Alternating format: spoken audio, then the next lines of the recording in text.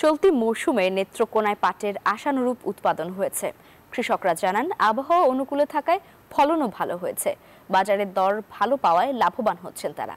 এই জেলায় পাটের আবাদ বাড়াতে কৃষককে সার, বীজ সহ সব ধরনের সহায়তা করছে কৃষি বিভাগ। সোহান আহমেদ কাকনের তথ্যচিত্রে ডেস্ক রিপোর্ট। প্রতি বছরের মতো এবারও নেত্রকোনার মদন, মোহনগঞ্জ, আটপাড়া, কেন্দুয়া সহ বিভিন্ন উপজেলায় পাটের আবাদ করেছেন কৃষক। বিভিন্ন জলাশয়ে পাট জাগ দেয়া ও রোদে শুকিয়ে সময় মতো বাজারজাত করার জন্য ব্যস্ত সময় পার করছেন তারা। কৃষক জানান, চলতি বছর কাঠাপ্রতি পাট উৎপাদন হয়েছে প্রায় 4 মণ।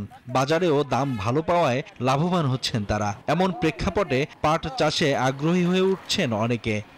বান্ডেল থাকলে প্রতি সেনমানিতে টাকা বাঁচবে। বিকাশ সেনমানি বান্ডেল কিনে জিতুন প্রতি লেনদেনে। সাতপাড়া থেকে আসে, তারপর চিরাবসী বিভিন্ন গ্রাম আছে, এই সব জায়গা থেকে আসে। তো পাটের দাম, ভালো পাটের দাম আছে 4,000 টাকা, 3500, গতবার বেচে 2200 টাকা, 150 টাকা মন। এবার দাম বাড়ছে। পাটের আবাদ বৃদ্ধিতে মাঠ পর্যায়ে কৃষককে সব ধরনের সহযোগিতা করছে কৃষি কর্মকর্তারা। পাটের ব্যবহারটা যদি আমরা বাড়াতে পারি, সেই ক্ষেত্রে আমাদের পাটের যে চাহিদাটা সেটি বাড়বে, এবং পাটের চাহিদাটা যদি বাড়ে তাহলে বাজার মূল্য বাড়বে। বাজার মূল্য যদি বৃদ্ধি হয়, কৃষকরা যদি লাভবান বেশি হয়, সেই ক্ষেত্রে হয়তো পাট চাষটা বাড়ার একটা সম্ভাবনা থাকবে।